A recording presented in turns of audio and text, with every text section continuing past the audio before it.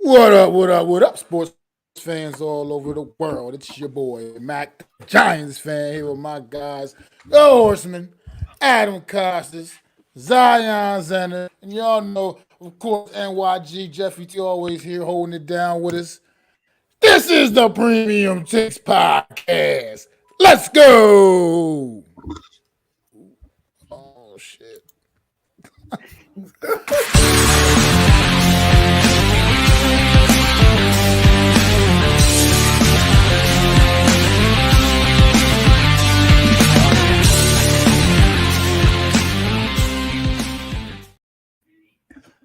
Welcome to another episode of Premium Takes. You're all good, Mac. It's all good. And we got Daniel in the house, like always. First one, always showing love on the Friday night. And thank God it's Friday. Another episode of the Premium Takes podcast. You guys know how we do it on this show. We talk everything sports related. We do have the Olympics coming up that we're super excited to get and dabble in on this show. I know the boys touched on that a little bit last week and the week before that as well. I just want to thank my fellow co-host MacDaGiantsFan and Adam Costas for holding it down last week. And man, I'm just gonna turn the mic over to you guys. How was your guys' week? You know, the typical check-in. Make sure you guys had a good week, maybe a productive week, maybe an overworked week. Let's start off with Mac and then pass it over to Adam. How was your week, Mac? I went to work. I came home. I'm tired as hell. But I'm here because I love doing this with y'all. But yeah, nothing too exciting. Just your typical go to work, go home, and get right back at it. You know, let's do it. Absolutely love it. How was your week, Adam? Well, you know, it's myriad with kids running around trying to bathe them. They're mouthing off to you, going to playground paloozas. And now, you know, going to a birthday party, it just never ends. So, you know, get very little sleep. You know, and I'm one of those idiots that stays up very late, so you know how that works. And so then I'm just a bunch of fun walking around in the morning all day chasing kids. So that's how I roll. But like Max says, you know, I try to pull it together for you on Friday, no matter what I'm doing, to get here to do this show, make a commitment for you guys. So here we are. Absolutely love it. Well, guys, few topics for you guys today. Thank God the boys waited for me. That's such a clutch move on them.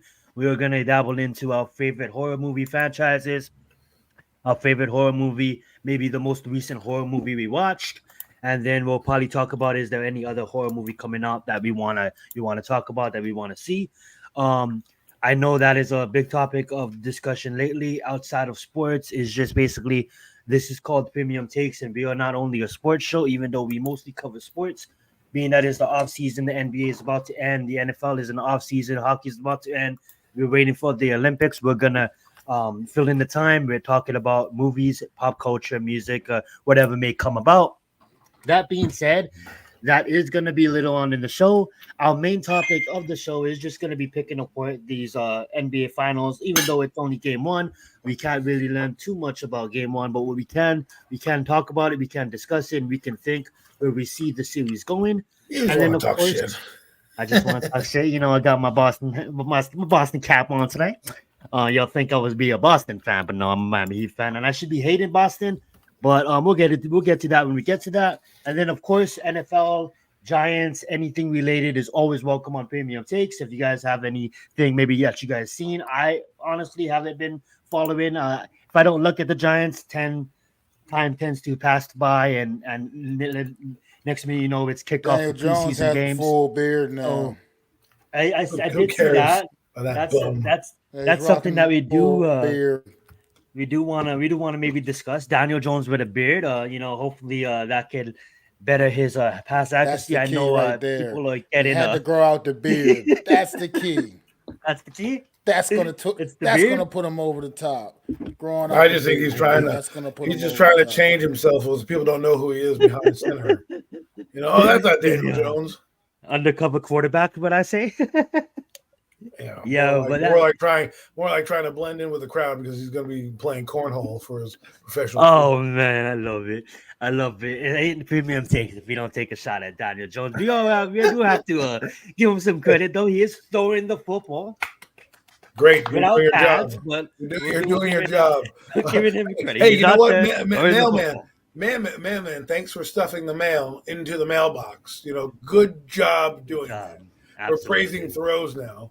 Hey, hey, he's a quarterback. He That's why I brought it up. A lot of people are really, really excited to see the quarterback throwing a football. The $40 million quarterback throwing a football. That's what he's supposed to do. So I know a lot of people's making a big thing about it, but hey, guys, he's the $40 million quarterback. He should be able to throw the football in practice. Jalen Hyatt's convinced that the New York Giants are a playoff team. Jalen Hyatt said the New York Giants are a playoff team. Appreciate that too, though. Well, Jaden Hyatt also wanted offensive of the rookie last year. Well, how did that turn out, Jaden Hyatt? How did that turn out? Listen, I'm gonna thread lightly. I get what you say, Magdy, but anything that comes out of Hyatt's mouth, let's thread lightly with that. How is offensive rookie of the year? I'm not saying I don't like the mindset, but you're putting a bullseye on your back that you don't really want to have right now as a Giant team. You kind of want to go about your business, be quiet. But the Giants have not been quiet this offseason, between Darren Waller making rap videos to Jalen Hyatt making proclamations of playoffs. This team has been in the news. I thought it was going to be a quiet offseason. It's been from January to now the most annoying offseason I've ever seen. Like, we go, they suck. They're going to fire this guy. Wink Martindale's leaving. He hates Kafka. Kafka hates him.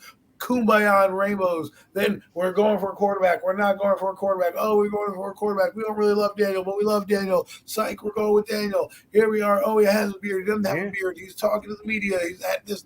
Like, it can't just be a quiet off season for us. And that's why I'm like, we have too much distractions already going into the year. And it just makes me worried. Don't put a bullseye on your back. Just say, I think we have a good team. I think we're pretty good. Obviously the goal is the playoffs. But, let's just take it one game at a time. I was excited. Absolutely should be the goal. But don't put that pressure on your back in June, because guess what? People are going to clip that, and they're going to clip that. And when you're 0-5, they're going to be like, oh, this is a playoff team. And you're going to hear that all year. So don't put your foot in your mouth to start the season. Let the season play out and then work. Obviously, in the building, it should be playoffs. Actually, it should be Super Bowl with year 3. But, that's a different story. But inside the building, go ahead. I was going to say, given the circumstances, how about to let you play on the field, just do the talking? Point blank and period. Point blank and period. Let you play on the field, do the talking at this point. Because right now, this team's been so bad that nobody wants to hear that shit, to be quite frank. Nobody wants to hear that coming from a team that's been as pitiful as this New York Giants team has been. I'm getting tired of seeing memes and with saying the last X amount of years, the New York Giants have like the worst record in the NFL in the last like 10, 15 years or whatever the hell it is at this point now. It's just I don't want to. I'm just tired of that shit. And the team is bad. What are we doing? Talking and chirping and let's just go out there, do your job. And get the job done, and if we're better than people expected us to be, then let that be, boom, the big surprise, the big coup de grace at the end. Don't be sitting here talking shit right now in May and June because you're looking good in practice. You're fucking professional. You're supposed to look good in practice. You're going to look good in shorts and helmets and shit. It's just all going to look pretty right now. I want to see it in September on the field and let you play on the field, do the talking. That's it. Well, speaking of talking, the Philadelphia Eagles coach has been talking. And they asked our coach, well, what did you say to Giant fans? And he goes, I love Giant fans. Now, I understand what Sirianni's doing. Nobody likes him for some reason. I don't mind Sirianni. I think he's a little weird, but, he's gotten that team to the Super Bowl, and he's been to the playoffs every year. He's been on that team as a head coach. So, and it got a Super Bowl appearance. So something in the elixir. And the team got better every year he was coaching, too. And due to injuries, that's why they didn't make it last year. But they were a better team. Last year they collapsed. They collapsed, absolutely. Apparently, from people that were, I don't know if they're in the know or some people were in the know, said that, that Nick Sirianni had to basically beg for his job, or some people were advocating him on the team. So if you didn't like him, if players didn't like him, he wouldn't have been back here regardless, right? Some players advocated for him so they can have it fixed. So we'll see what the Eagles do. I know a lot of people are putting the pressure on the Eagles right now, and there's a little weird thing that is going around in social media we can talk about in a minute about the Eagles. But point is, I don't really care what Nick Sirianni says. I saw Eagle fans tonight at an event I was at, and my wife's talking shit to this guy, and I'm like, well, I'm just trying to bring this guy over. Your wife is that lady. I love it. Right? She's wait, pause. Mac. He's like, my wife is talking shit to that guy. Talking about an Eagles fan. I love your wife, and I don't even know your wife. That's awesome. And the funniest part is I'm walking over to just introduce him to to them to say, hey, this is my friend, Jeff, whatever. Not preparing him that, oh, by the way, because normally that's what would happen on the other end, right? If my wife were to bring a friend over and it was an Eagle fan, she would preface it by saying, my husband's a Giant fan, blah, blah, blah, right? Don't worry about it. Try to stay away from that topic. I didn't even get 3 seconds in before his Eagle hat over here, and she was already down talking. And I leaned over to her at the end. She's like, oh, that's just what we're doing. I'm like, listen, when you're a losing team, you don't talk shit. Okay, listen. The reason why she's like, well, why aren't you talking shit? Because I know that we suck. I said, on Sundays, yeah, I'm going to talk shit because I'm into the game. But during the week, I understand my place at the table. It's third place. Okay, I know where I'm humbled at. Now, if this was a season we were coming off 10-6 and we think we're going to be the Super Bowl, yeah, I'd be puffing my chest out there. But we gotta understand. We gotta humble ourselves, Giant fans, and just relax. Enjoy what we're going to get because we may not get anything great. And if we don't get anything great, you got to be able to just enjoy what comes with it.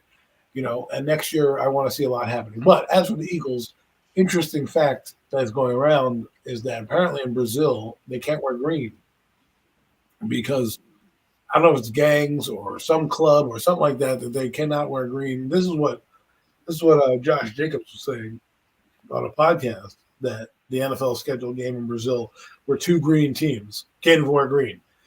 We've got it kind of funny to think because of the gang. Now I don't know how true it is. We'll definitely look back into that and bring that back up. Some of the people think it has to do with the probably gang related. The soccer club, but some people say it's gang related, and I kind of think it's funny that if the NFL didn't do their research and it's like, oh yeah, we're going to put 2 green teams together in a team where it's predominantly, and then Josh Jacobs asked a good question. He's like, well, what's the color of the other gang? You're like, what's the other rival gangs color? I would want to look into that because thinking that that shouldn't matter because when American sports comes to down, there is a lot of members of certain cliques. Maybe it be the cartel, and maybe it be the we've never been to Japan, but with whatever gang affiliations. I mean, like that's money for the NFL, and I think they that's going to happen regardless. It's just that how much times is that really going to happen inside the stadium? And maybe they can't even go out and wear green apparently. They're going to be on lockdown. We definitely would want to look into that. So Mac going to see something. Oh, go ahead. I'm sorry. No, you're good. I interrupted you before Mac said something. So you continue and then pass it over to Mac. Well, I was just going to say, like, I don't know. Again, I don't know how true it is, but that's what Josh Jacobs was saying. And it's kind of like interesting to think, like, you never think about that type of stuff, right? And now you're trying to go and do these international games and you don't know who you might be stirring the pot with or doing something. Usually nobody cares, but that is just an interesting thing to figure out and investigate. I'm sure the NFL will hear this because they have their ear to everything. So I'm sure it'll get passed up the chain of command. And I don't think a little gang is going to mess up NFL money. You know what I'm saying? Come on, Josh, because I don't think if the NFL goes wearing green, they're not going to not sell a green jersey in a country because of a gang. Maybe if you're getting extorted, we wouldn't even go to that country. We're not going to do an NFL game in Haiti. You know what I'm saying? But I think Brazil, maybe slums, keep that shit to the slums. I don't think slums is going to fuck up big business money. I would say. I would love to look into that. Go ahead, Mac. I mean, I don't know. I mean, I was just trying to look into it myself and see what's going on with that. I don't know. Yeah, we'll definitely be looking into that. I mean, I don't know. Like, again, it was on like one of those clips that you see on YouTube that he was on a podcast and he's like, can you believe the game's in Brazil? And it was Chris Long's podcast. And he was like, oh, I'm going to go with my Eagle green. He's like, dude, we can't wear green apparently. And he's like, why? He's like, well, apparently the great gangs. He's like, well, I'm not going to that game then. So, Yeah, so this is I guess the statement Jacob said on the Chris Long's podcast. Players weren't supposed to wear green while they're in Brazil as of safety precaution because it's a color associated with violent gangs. But here's the thing, guys: people travel to Brazil, and this is not at you, Adam. This is more at Jacob's. People to travel to Brazil year long. I mean, like my cousin, he trains MMA. He just went to Brazil. You know not to get into taxis in Brazil. Why? Because the taxis will drop you off and you'll get mugged in the slums. So yes, there's certain areas that you go and you babies just stay in the tourist spot. When you visit Los Angeles, you don't go looking for trouble in the bad neighborhoods like I'm not gonna mention any neighborhoods or great neighborhoods in Los Angeles. There's great neighborhoods anywhere. They're just treated differently by the government, should I say. When you go into Chicago, you're not going to go into bad neighborhoods and I shouldn't say I should say forgotten It's not neighborhoods in the about it's United not States. about gangs. But you know what I'm I just saying? found Is it's it not about continue? You gangs. found it? It says in the statement from the NFL spokesperson Brian McCarthy, he says the rumor is not true. One of the host stadium's rival soccer clubs wears green, but the league did not say players could not wear green. Said that is false. The Packers Eagles kickoff will be at the Corinthians Arena in Sao Paulo, Brazil, where fans donned in black, white, and red cheer on the Brazilian soccer team and sport club, the Corinthian Paulista. Yeah, Paulista. Say their arch rival wears Well, green, but that doesn't mean the good. but that's so that's not saying you can't wear green. It's just that the arch rival of the home Well, team I'm wears glad we got green. the clarity then. So now we know. Absolutely. Thank you, Mac, for that. Thank you, But Adam. I thought it That was was fun. I thought it was fun to talk about because it's something that they were bringing up, and obviously we got the rumor debunked. But that's the thing that people say these days now, and that's why I was bringing it up because it would have been funny if the NFL, and we know the NFL, they do research. They're trying to make the game international. I don't know how well that's going to work. I mean, they do have a World League. I looked it up again. Don't call me crazy while I was looking it up, but I remember in the mid '90s there was a World League, and my team that I used to follow. Well, there's two teams I used to like was the Scottish Claymore and the Frankfurt Galaxy, and then the third team was the Rhine Fire. And I was like always interested because during the summer I was starved. This is when football had no UFL. nothing. They had You know like what they had though? the, I'm sorry. Let's go back real quick. I'm sorry. Let's just go back real quick one more to this whole thing now. Kind of shame on the NFL for real. I mean, maybe they still should have did a little bit more due diligence because even though obviously it's not like some illegal thing or some safety thing that you can't wear green and whatever, but the fact that you're sending your two green teams that wear green down to play in this stadium where apparently fans that flood this stadium hate the color green. It's almost like to say, fuck you, we're going to fucking overwhelm you with green right now. here's what we're going to do. So, I F don't know. you assholes. They did do the research and they're like, fuck it, we're the NFL. We'll do whatever the fuck we want, which is what they do anyways. That is true. They're, That is they're like, oh, we don't 32 want billionaires they don't moving the want fucking needle. sports betting. Guess what? They made fantasy football and DraftKings and all this shit. They have a team in Las Vegas now. The NFL does whatever the fuck they want. So if they went down there, they were like, Roger, maybe we shouldn't go down there because there's some green teams down there. They hate us. Fuck that. We're the NFL. We're gonna do it, and I'll pick the greenest of the green teams. I'm surprised the Jets and the Eagles didn't play. They would have that. Now that would have been fun, and they both would have been wearing their greens. We could have done the Kelly greens for the Eagles and the throwback Jet greens, just to commemorate the season and really put a damper on their parade over there. Like, oh, you thought you weren't getting green? Guess what? Absolutely love it. I love it. Well, we're gonna dabble back into this conversation if anything comes up about football, or if you want to get back into it. But we are gonna move along, guys. Right, let's do a recap of UFC 302 that just took place in New York, New Jersey this past Saturday. Destin Poirier, should I say, tried to go and take the strap away from Islam Makhachev, but he wasn't successful. But I would say that you gotta give him a bunch of credit. But before we get into that, and before we get into that Sean Strickland fight, I do want my man Mac to break down this Kevin Holland versus Michael fight, because I know you was probably watching it at the same time I was, and you probably seen what happened. So I want him to kind of go first because I don't want to ruin it.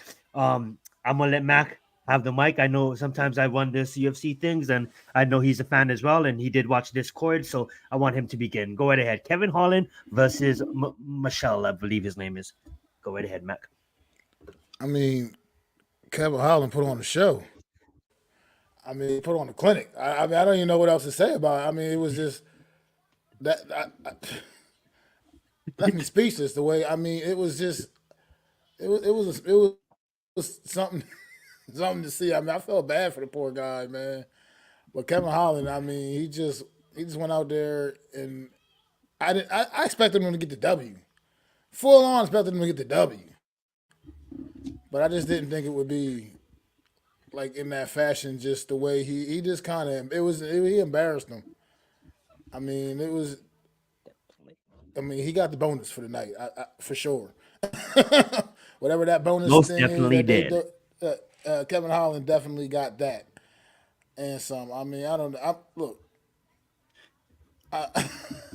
Kevin. Look, this was a dominant performance by Kevin Holland. Man. What did you feel about Michelle or Michael or whatever his name is not tapping and literally having an arm break, literally, and still not tapping? I mean, like, people. Let me just say this: tap. It's okay to tap. Doesn't make you weak. The best fighters in the world tap out. All right. Now he has to go deal with another injury that is just gonna forever delay his you never career. tap. I'm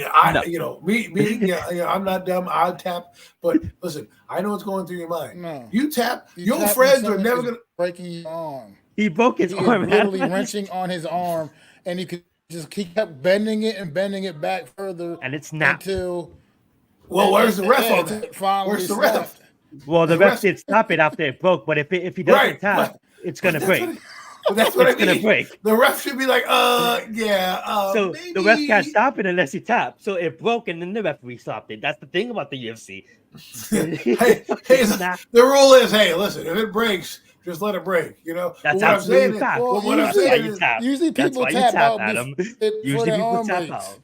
Yeah, but what he probably was thinking was, dude, I can't go back to my boys now and say that I tapped out. They'll never let me down, right? At least I can go back and say, yo, I broke my arm. I didn't tap. He had to break my arm. You know, I'm sure he's not thinking like that.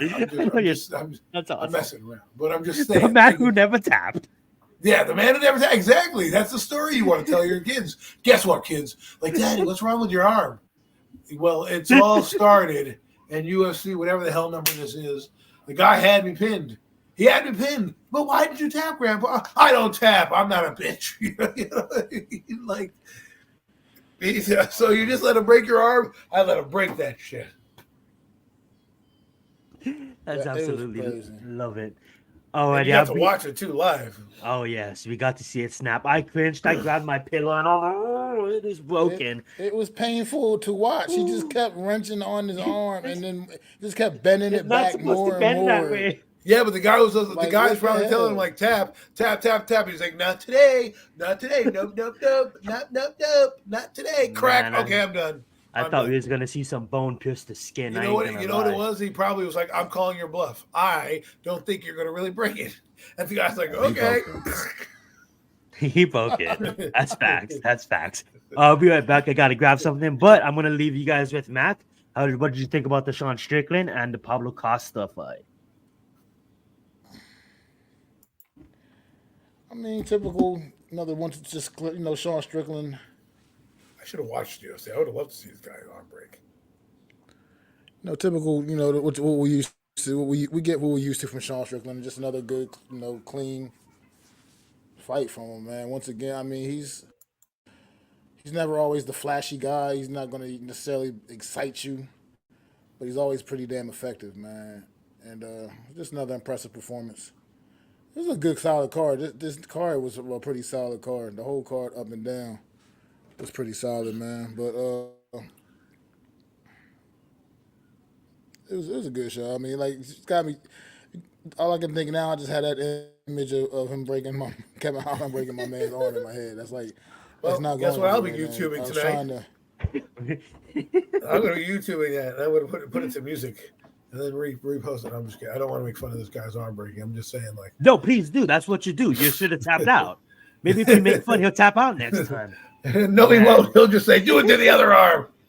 I don't tap. I'm the guy that doesn't tap. I mean, You know what's going to be worse? Is someone's going to get him in a headlock and he's not going to tap. Well, that's what I was about to say. The thing about chokes is you can go to sleep and that's fine. You're sleeping. You wake up. With that, like you literally now you have to go see multiple doctors. You know what I'm saying? So it's you're on rehab for at least a year. Oh, absolutely. Alrighty, moving on. I don't know if Matt got into this, but Sean Strickland had Pablo Costa walking, backing up the whole time, and Sean Strickland got that dub. But the fight that we all kind of knew that Sean Strickland was gonna get that dub, nothing against Pablo. But the fight but real quick about that too. I just thought about something. Because that was it. That was the decision, the split decision that I'm just confused by how it even was a split. I mean, it was a pretty dominant performance by Sean Strickland. I mean, I don't know. Most people, everybody I was watching the fight with, who was matter of fact was Lou Wells, Big Pat. We was all watching it, and I believe we all were watching the same fight. That looked like it was a pretty much 5 round. I mean, 5 rounds of nothing, man. Absolutely. You know what? It goes to tell you that some of these judges, they have a 3rd grade education, Mac.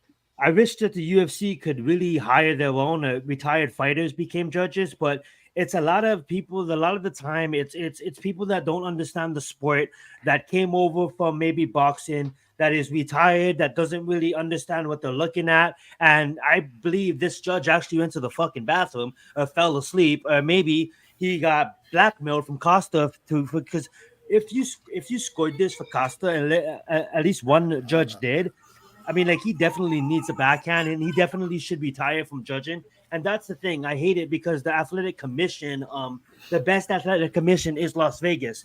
But when you go to certain states that don't have that much fights, New Jersey, New York, some of the eastern states, it's not east versus west, but some of the eastern states, they didn't have that much events as so your Las Vegas or your Californias. So these athletic commissions, they sometimes don't elect the best judges. And sometimes these judges, they judged one fight in the past 2 years and they don't research and don't read the rule book and stay up to depth on the rule changes.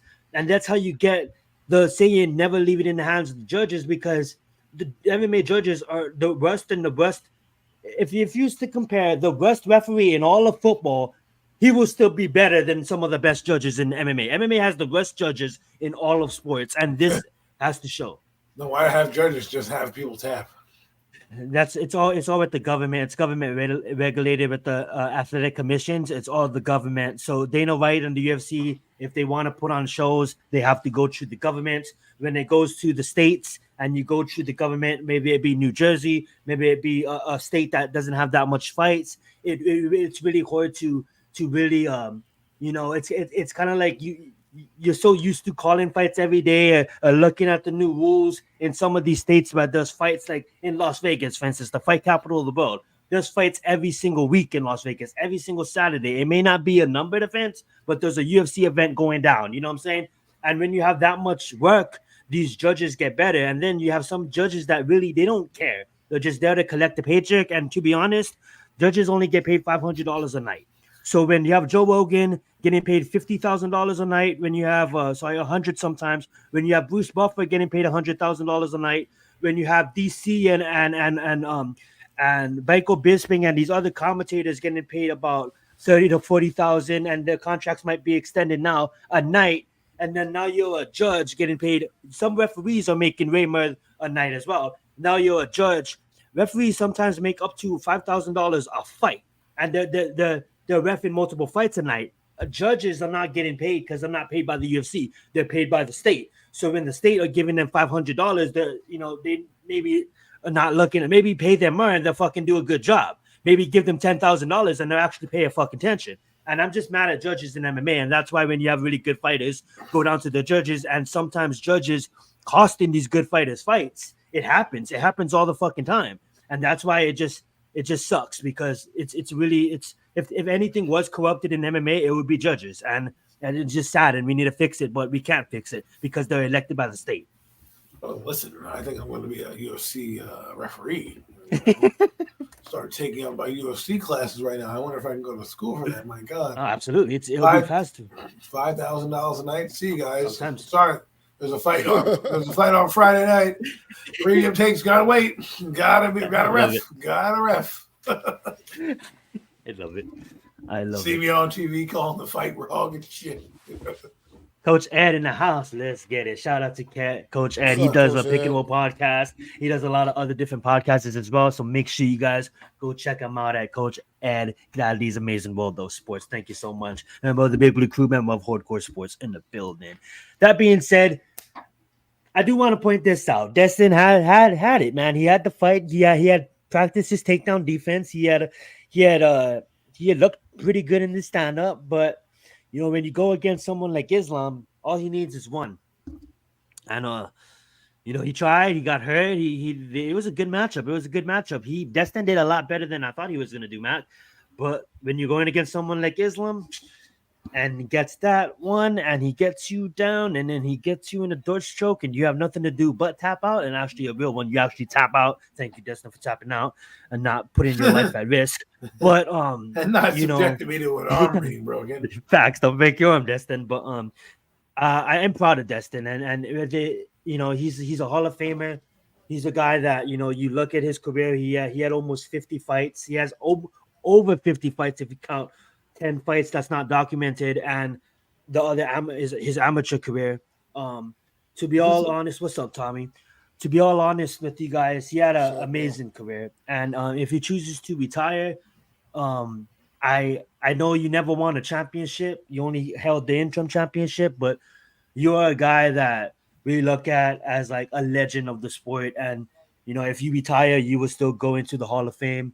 You're a Hall of Fame fighter, and sometimes, you know, by not winning the bout and even getting into the Hall of Fame without the bout, I think sometimes that means more than winning the bout. Because if you win the bout, everybody knows you're on top, right? And then of course, like, you know, you lose the belt because this sport is so competitive. But when you're someone like Destin Poirier that spent damn near the last 10 years of his career in the top 5 of his respected division, and not only that, but literally shutting down contenders that came and tried to take his spot. It's great. And if it is his last fight, I just want to salute Destin Poirier. And you left it all in that octagon, and you hanged in there with not only the best lightweight in the world, but the pound for pound. I still say it, John Jones, but currently just John Jones is on hiatus.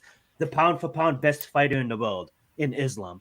So don't hang your head, Destin. I act like he's listening to this damn show. I got your hot sauce in my cabinet. Shout out to your hot sauce. I suggest you guys go try it. It's like a better version of Tabasco, and it's not mass made, so you can actually taste the peppers in it. But that being said, I'm going to pass the mic over to Mac and let him give his thoughts about Islam versus Destin.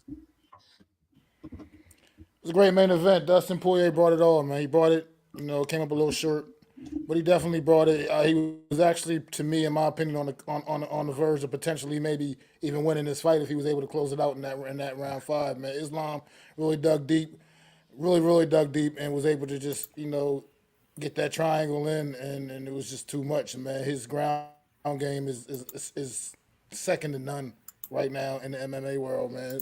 Islam is the beast, and he's the champ for a reason, man. He is truly that good. Dustin Poirier really had him on the ropes late in that fight, had him busted open, and Islam had to really, you know, had to get that eye of the tiger, man, and dig deep as a champion, and he, to come up big with a big win, man. And like you said, Dustin Poirier is a legend in this octagon, and he probably will be on to the Hall of Fame and other great things. But this possibly could have been his last hurrah in UFC.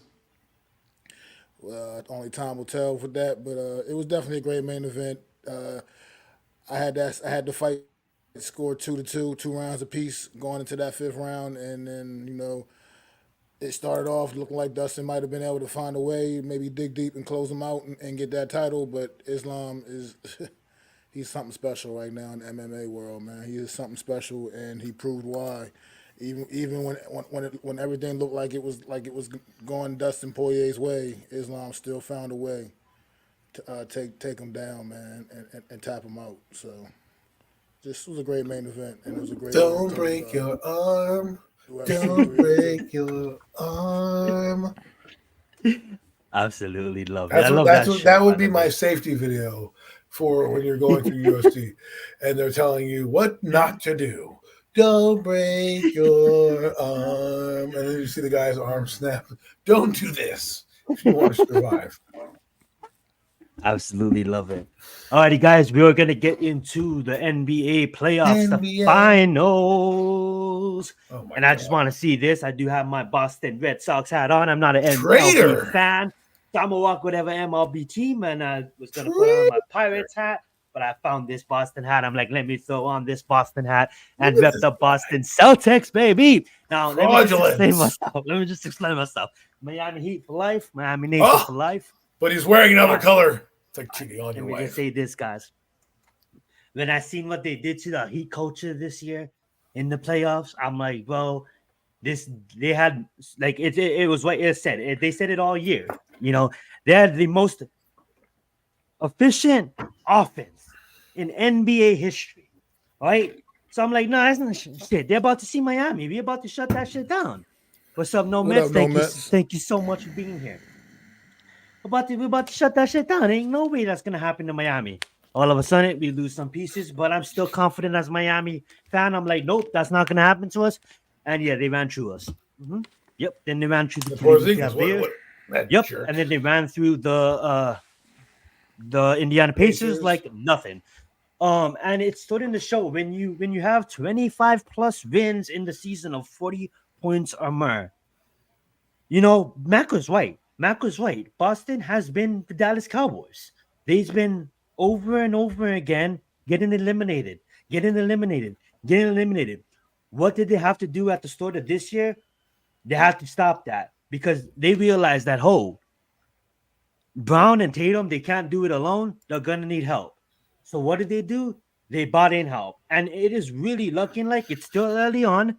Dallas did lose the game against OKC. Dallas did lose the first matchup in the first round, but this Boston Celtics team, man, with the additions of Porzingis, with the additions of Derek White, with the additions of Jrue Holiday, they are looking hard to stop, guys.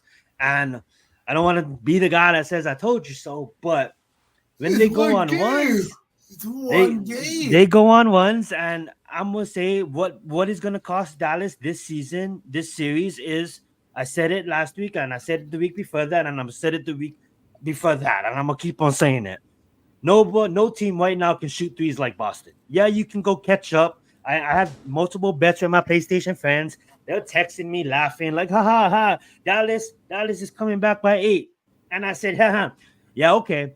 As soon as they come back, Boston will go on another one, and the game is basically going to be over. Laughing, ha. Dallas stopped Boston, only scored 9 points in the first quarter. Okay, guys, the thing is, I've seen this happen to every team before Dallas Mavericks. What's different? They got Luka, right? Guess what? Luka been playing like this for 4 years. Kyrie Irving. You're going to need more than Kyrie Irving. And even if Kyrie Irving showed up, because he didn't show up last night, you're going to need more than Kyrie Irving. You're going to need even if they had maybe a Devin Booker, maybe we can, that's wrong. Maybe a KD, maybe someone else. You can't do it with just Kyrie and Luka. It ain't going to happen. Because these role players they're messing around with, yeah, Boston's going to shut that down. And they shut it down last night. Well, I know it's only game 1. Let's open up the mics. I'm going to let Adam go. Well, I would say this, that if I was Boston, great, we won. But the Dallas Mavericks are like 35-0 or after a loss with Luka. They drop a lot of points the next game. So it's game 1. I'm not going to go and start anointing the Boston Celtics as if they're the champions yet. Dallas has been in this position already. They've been down in series already and turned it around. I give this one to them kind of taking the first punch. Let's see what they do in game 2. If they come out in game 2, it might be a different story. It looked like a lot of shots for Dallas weren't falling that normally would be falling. Their role players didn't have the same energy because, even though Luka did get 30, it was a quiet 30 points for that team. So I expect a different outcome. I expect them to adjust to what Boston's doing, and we'll find out in Game 2 what really the series will be. Because if Luka comes out and Kyrie comes out, first game back in Boston, a little bit of jitters. I expect Boston to win this game. I think Boston might even win Game 2, but what I'm saying is we need to see a better performance, and I think he will against Dallas. And I think because a guy like Luka, he scored 30 points on a bad night. Wait till he actually has a good night, and what's that going to do? And I'm not just going to take Game 1 and say, well, Boston did what they had to do. Good job. They're out to the league. We'll see what they do. Tomorrow night or Sunday night, whenever they play again. And we'll see if Luka can come through, and we can see if this other team can rally, because the Dallas Mavericks have done pretty well on the road. They've won games on the road. They know how to win on the road. But Game 2 is not about that. They need to basically play better so when they go home in Dallas, they can have a chance to right the series. And that's what this is going to come down to, is don't let the Dallas Mavericks get their sea legs about them. You jumped over, because it looked like Dallas was a little tired. They partied a little bit too much. They were excited to not be there. They looked a little bit more tired. Boston was sitting there. They blew through their series. They blew through all their series, so a little bit fresher in that regard. But we'll see what happens on Game 2. I'm not worried. Yes, it was a blowout, but normally these blowouts don't happen back-to-back in the NBA. So if Boston does it again, good for them. But I can see Luka bouncing back and Kyrie and them getting sick. Because what they like to do is they like the two-man game, right? And the two-man game can create their own shot. But if their shots are not dropping, nobody's coming over to play help defense on Luka or Kyrie. So what that allows Boston to do is stay on their man and not have to move, and that clogs up the passing lanes because you're not moving to double team because Kyrie's not on tonight.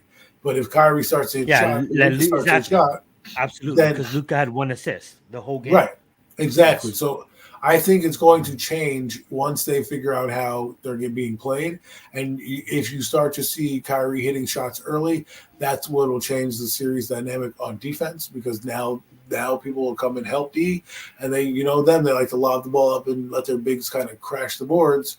That's when they throw up shots for and ones or alley-oops and things like that. So don't count Dallas out yet. Good job, Boston. I'm like Mac. I'll believe it till I see it. Like when they punch their ticket to win, and we can call them champions, they're still the same Boston Celtics to me, right? And I know that's an archaic way of thinking about it, but if I'm a Boston fan, I got to think of it like that too. I can't, just because we won one game doesn't mean we've won anything. This series could turn on a dime, and who knows? What if those guys turn it on, and next thing you know, they win 3 straight, and now you're at Game 5. I do want to let Matt go too, and I don't want to take his time, but I will say this: when I look at these games, yes, I'm giving Boston's going to be championships. Mark my words, Boston will be NBA championships. I said that when the playoffs started. The team I did not want to place is Boston, because what we do, we face Boston, it would be a Miami Heat thing to do. But here's the thing: when I see Boston through the span of the season, they've been playing at a different level, and I honestly think, and I said it to my group text on my PlayStation fam, I said Boston is playing levels above all these teams. So yes, Luka's gonna come. They're gonna make adjustments. I say Boston in 6. I wouldn't be surprised if Boston gets the sweep.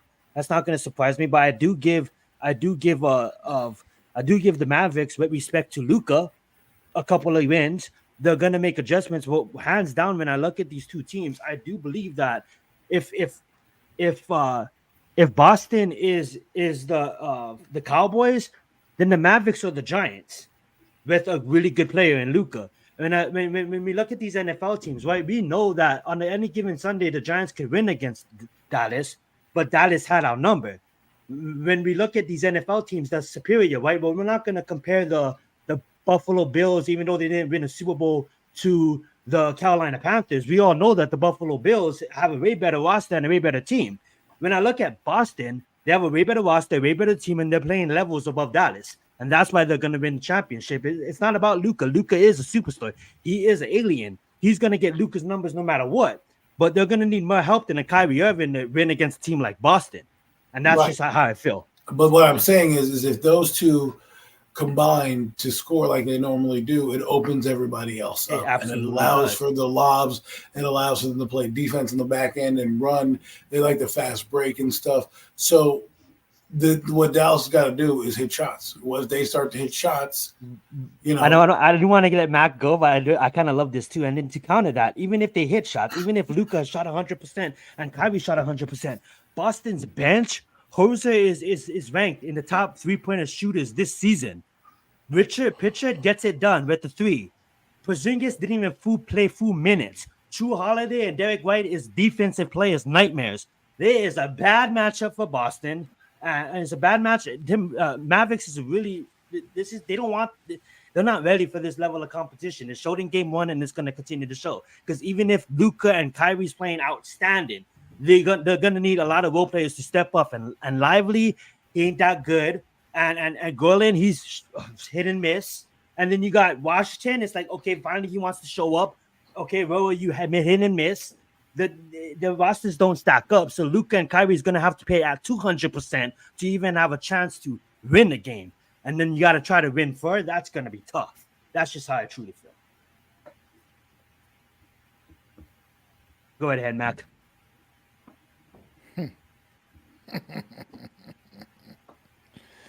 I love the energy after just one game.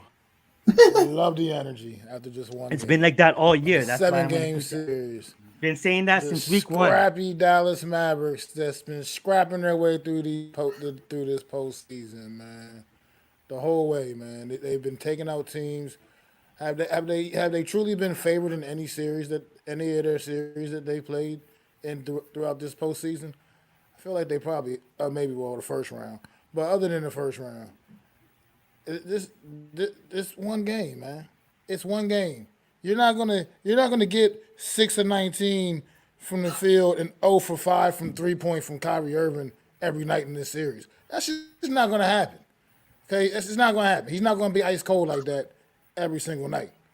I mean, he was ice cold last night. That's how they start series. It just is what it is, man.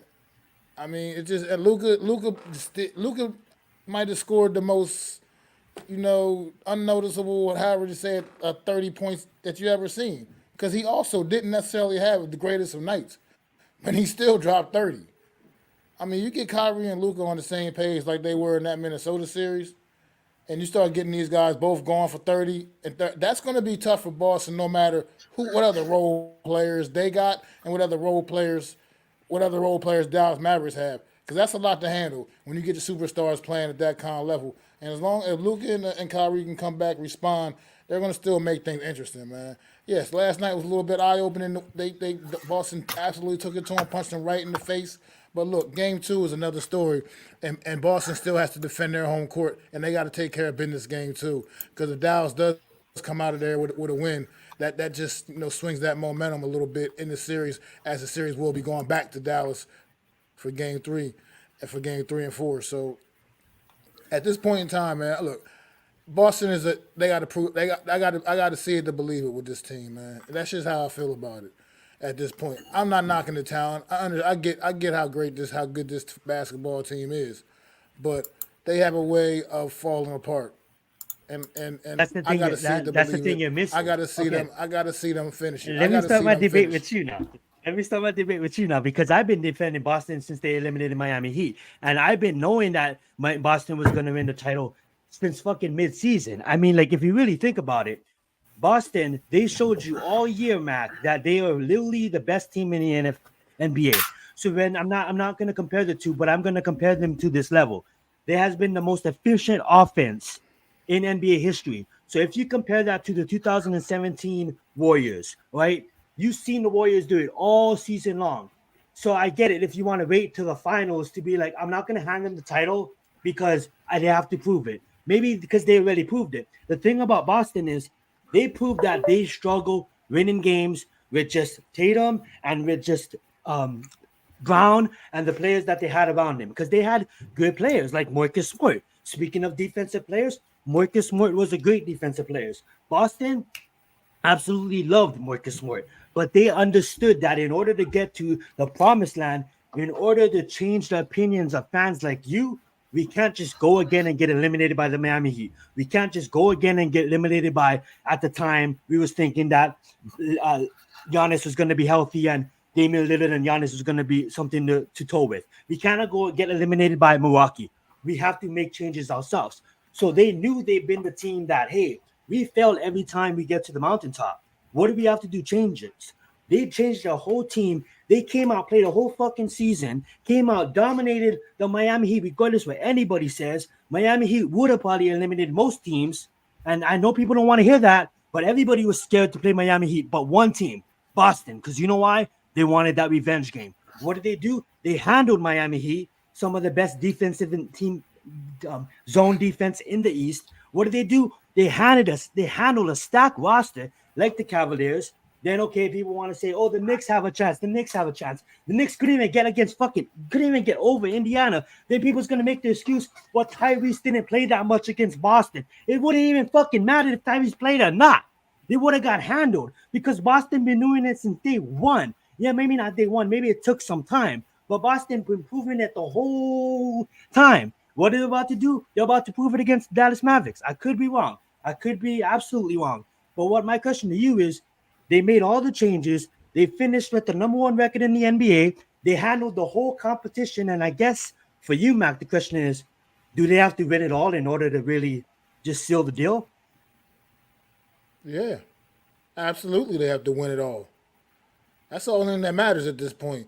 I mean, are they going to get that same energy? Are they going to get that same energy from Porzingis every single night in and night out? That's yet to be determined as well. He proved it. He proved it. He had a great game. He had a great game last night. He's been doing that all season. He's been doing that all season, averaging 20 points a game. Let him finish. Sorry, I apologize. So it's just, look, I'm not giving nothing to anybody after one game. It's one damn game. That's all it is. Boston played a great game last night. The shots was dropping. Dallas wasn't having so much luck. You know, Luka 1 assist. I'm like, what is that? Luka's been damn near averaging triple-double throughout this entire postseason, damn near. I mean, so like, look. I'm not willing to just concede that. Oh, okay, Boston, bow down. Give Boston the damn trophy. Boston's the no, they got to still go out there and they got to earn it on the court. And right now, one game doesn't tell me much of anything. It just tells me that Boston was the better team last night. But who's going to be the better team Sunday night? We'll see. And I absolutely love that. And you're absolutely facts on that. And real fast, Adam, I will say this. I hope at the end of this series, you guys, for me, they really proved it because they proved it the whole season long and they proved it throughout the Eastern playoffs, even though the Eastern is the weakest conference and the Western is where it's really at. For me, I just hope at the end of this, everybody in the comments and YouTube will see how great this roster has really been put together. And when they win it all and when they have the trophy, I think we're taking a lot. I get it. Luka has 1 assist, but that's because of Boston. Boston is, like I said, Boston will play Luka different than the Timberwolves. He's not going to only have 1 assist. He's going to go out there and they're going to make some changes. The NBA teams, they're professionals. But at the end of the day, at the end of this series, I hope you guys will finally see how special the putting together of this roster was for Boston. And this will probably go down in NBA history when they win it all. This is something beautiful to watch because the year that some would say it's Luka's time, Luka's been, all he needs is a championship because we've been talking about that for the longest. You know, Jokic has one, Giannis has one. For a year that should honestly be Luka's, honestly, he's the best player in the league. All he's missing is a championship. Boston will shut him down, and that will really show how great this roster was put together. It's beautiful to watch, and I hope you guys will see it at the end of the series. Go ahead, madam. Well, it's only game 1, and I know you're talking a lot of absolutes, but let's see what great players do. When adversity strikes is when you really see how a player responds. And like I said to you, the Mavericks, Luka has great games after losses in the playoffs. It's his MO. So I expect a jump in that department for him. So I'm not, again, Boston winning the series, fine. It's not going to sway me either way. My team's the Nets. So great. Good job. The Boston Celtics won. You're the best team in the NBA. That's like saying, you're the best team. I just look at it like, you could be a team that wins it and okay, that's a good team, but you could be a team like the 2017 Warriors that's being talked about. If you look at the hardcore MMA family and people like in the business, they're looking at this Boston team that they're like when you hear them talking, maybe it is the mainstream media that's getting into my mind because when I hear them talking, I see them play on the court.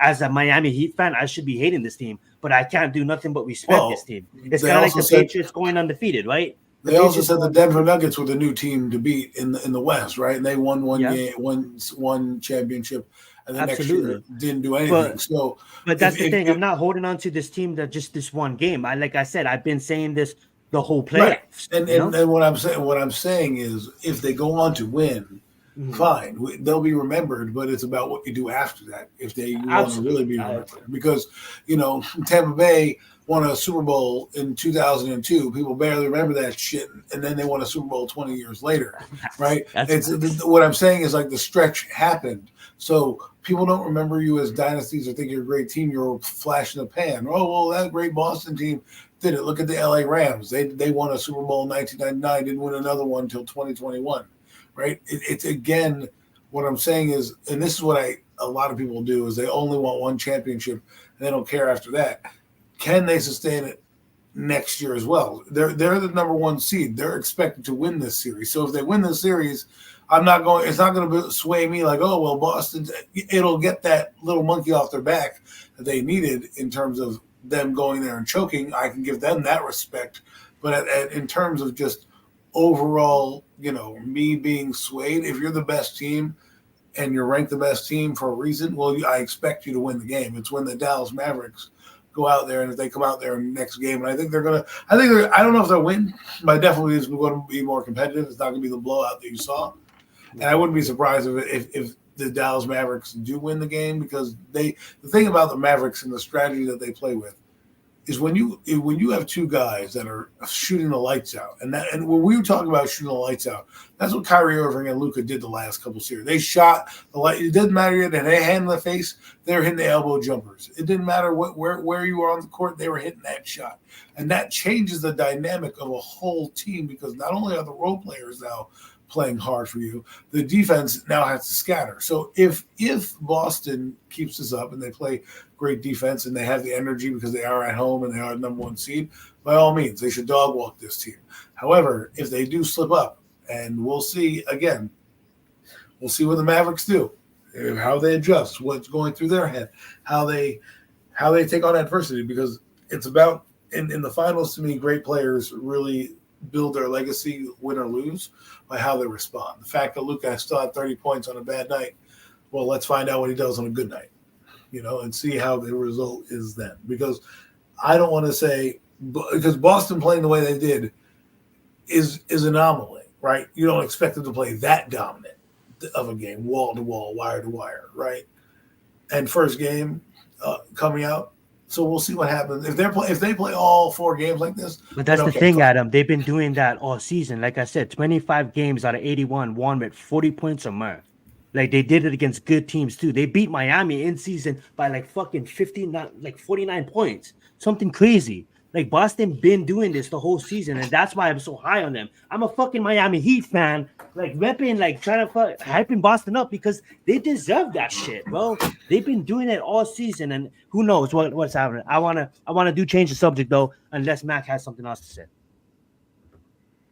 I have nothing else to say about this. Absolutely. We'll move on. And to be honest with you guys, I am a Lucas fan, but you guys probably would not believe that the way I've been talking about Boston. I just truly believe that he needs my help to overcome a team like this. And Mavericks, you guys better fucking get him that help because Kyrie Irving you guys need my help. That being said though, we are gonna move on, guys, to a fun topic now. I know at the start of the episode we did say that we was gonna talk more into movies and maybe dabble into music a bit here or there. But this Hold on, week, before we get into that, oh, real quick. Before we get absolutely. into that, Please I go. wanted Please to go. say something. On Monday, NFL world lost another legend of the game, man. On vacation with his family in Mexico, Larry Allen, former guard, Hall of Fame guard for the Dallas Cowboys, suddenly passed away at the age of 52, I believe. And just condolences to his family, friends, everybody. It's another tough loss, another legend lost. Larry Allen played for the rival Dallas Cowboys. We understand, I get all that, but at the end of the day, he was greatness. He was absolute greatness. One of the best to ever do it. One of the best interior offensive linemen to ever step foot on an NFL field, man. And he was dominant for many, many years. And just want to say condolences to Larry Allen, his family and friends, and anybody else mourning the loss of the great Larry Allen, man. That's all I got. Yeah, you never want to see that. He is a legend, Hall of Fame guard, and one of the staples of the NFL in terms of the Dallas dynasty that we talk about. A guy that name is synonymous with the Dallas Cowboys in the mid-'90s. You can't talk about that offensive line and not mention Larry Allen. So it's unfortunate that he died at that young of an age. It's 52. But Justin Tuck said a funny story on NFL Network. He said that guy would tell you which way they're coming, and then when they would come that way, he would still be talking smack as he's running you over.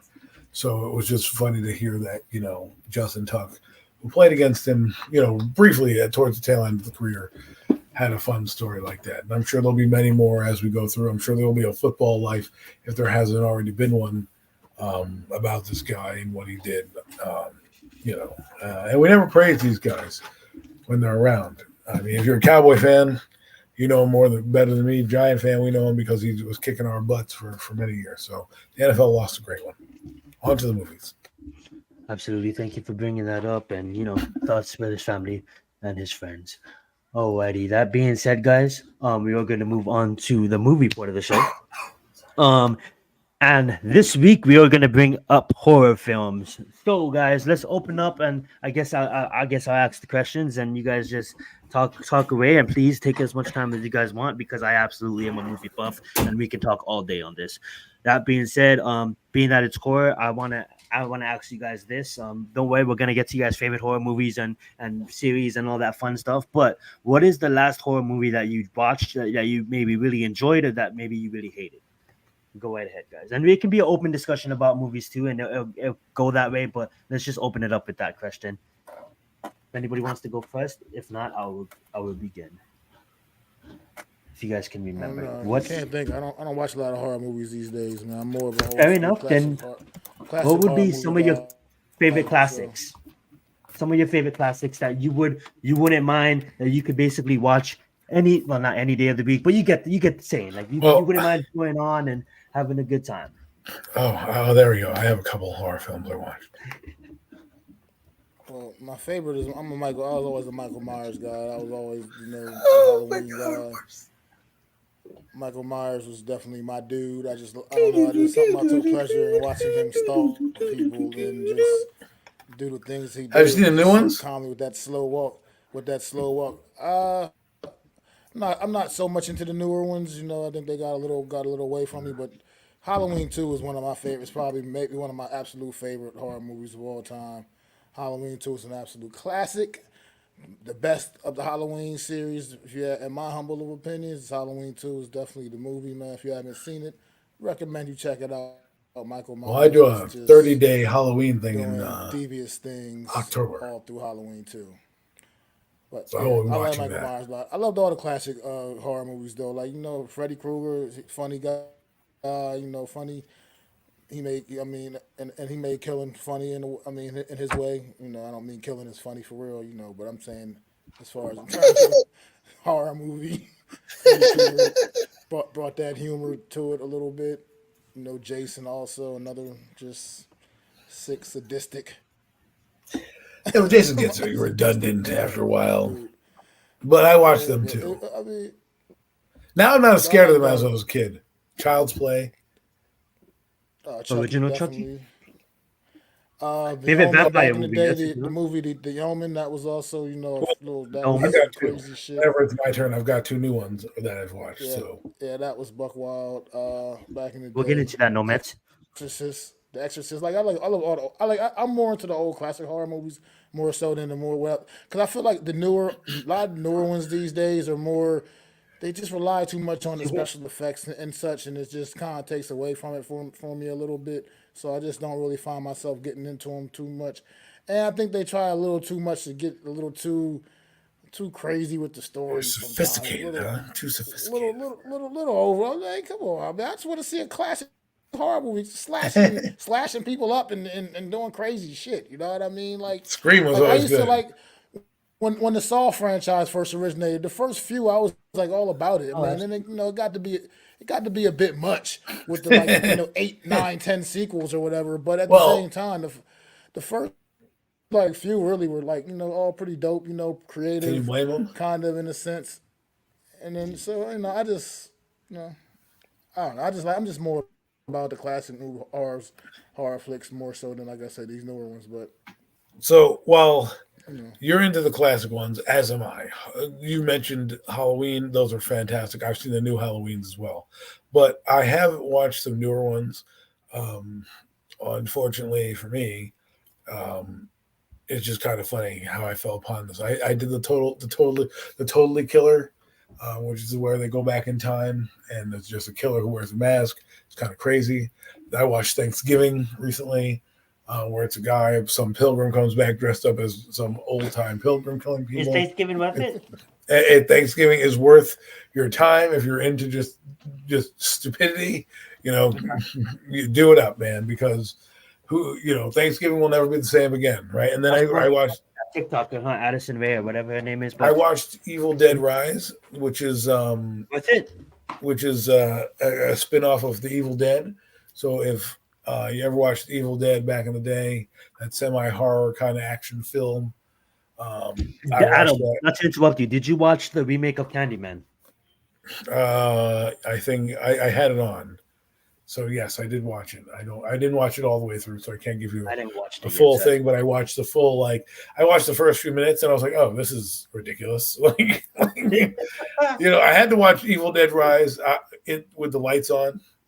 It kind of got me. I was like, I got to watch this with the lights on, So my kid went to sleep, took his nap during the day. I put an Evil Dead Rise on, and away we go. I also watched one of my favorite horror films of the year was the Fast Freddy or Freddy 5. Excuse me, let me get the name Freddy right. Five Nights? Five Nights at Freddy's? Five Nights at Freddy's. Oh my Based on God. the video game, yeah. I believe. Epic movie. Well done. So good. It was one of my favorites. During Halloween, I'll watch it again just because the name was cool. The whole gimmick was cool. Obviously, like Zion said, it was about a comic book or a movie or a book of the same name or some story. But it was just fun to watch. A series I watched that's kind of scary. There's the haunting of Hill House. I've watched Stranger Things. Sabrina was kind of creepy.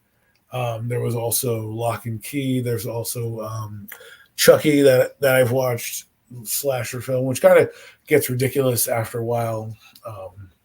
But those are the three recent ones. I try to watch one or two. I try to tell myself I'm not in the horror genre, but somehow I ended up in the horror genre. I just named four horror films that are recent that I've watched. So I guess I'm kind of into the horror drama series. But it's all stemmed from my friend, right? Growing up, we were always watching, scary movies, and he kind of wanted to break my hey, they're just movies, dude. Don't got to worry about it. So we would rent on my birthday and his birthday, Texas Chainsaw Massacre. We'd sit through, People Under the Stairs, which I thought was a good one, one of the most underrated horror films I've ever seen. I love that movie. Yeah, People Under the Stairs freaked me out for years. Because of remember the one scene where he's in the wall with the girl and she's trying to ask him why he can't talk and he sticks his tongue out and it's all cut and shit. And I was like, that freaked me out as a kid. Now I'm like, oh, great, I've seen worse, But and then the owner of the house eating the delivery man and feeding him to the people under the stairs. It was a ridiculous Wes Craven crazy film. You're like, what the hell's happening? And three young kids are in the movie starring in it, and they kind of stumble upon this house. It was insane. Another show that I'm watching that I think people should watch. That's what his name was, Fool. Yeah, that's what his name was, Fool. Yeah. Absolutely. Who? Good. If people under the stairs. That was his name? Wow. Yeah. Buckshot to me. Anywho, Twisted Metal. If you guys played the video game, they have a series on Peacock that's pretty gory and kind of, I wouldn't say scary, but like it's kind of a genre-ish type of movie like that. So, those are the type of stuff I watch. I'm, watching the paranormal, like detectives or whatever they are, the new show where these guys are dead and they're trying to figure out, mysteries of people who just died recently. So, I try to tell myself I'm not part of, like I said, not part of the horror genre. Then if you look back over my history, it's action films and horror dramas. So yeah, I mean, like I'm with you on that though. Like I may not be big on horror, but I can definitely, being that we're movie buffs, definitely take you down a good memory lane. For wrestling fans, Twisted Metal. That's Samoa Joe playing Sweet Tooth. It's David Arquette does the voice. Samoa Joe is the actual. Have you seen it, Mac? Actor. Absolutely, I've seen it. That shit's awesome. Oh, good. Wait for season oh my 2. God, I can't wait. Roadkill. Oh my God, my brother-in-law came over the other day and he was like, he's into the show, but he didn't have Peacock, so we binged it for him, and he was just like, wow. And I got to see parts that I was like, man, like Sweet Tooth. Like I'm not gonna ruin it for you, but they picked the right two guys to make Sweet Tooth. Will Arnett doing the voice, and not Will Arnett. Yeah, that's sorry. It's Will Arnett. I don't know, whatever, one of them people. Will Arnett, whatever, one of them. I don't know. I can't. Right, and then one of those fuckers. And then Samoa Joe plays him well. I'm like, wow, Samoa Joe, maybe you should just, stick to acting because you're not bad. So, and yeah, Twisted Metal Black was my favorite game, and we'll get into video games maybe next week, or maybe we'll do another set of movies. But we definitely will. We have so much to talk about. And here's the thing, guys. Just to I don't want to interrupt you, Adam. I don't know if you was done or not.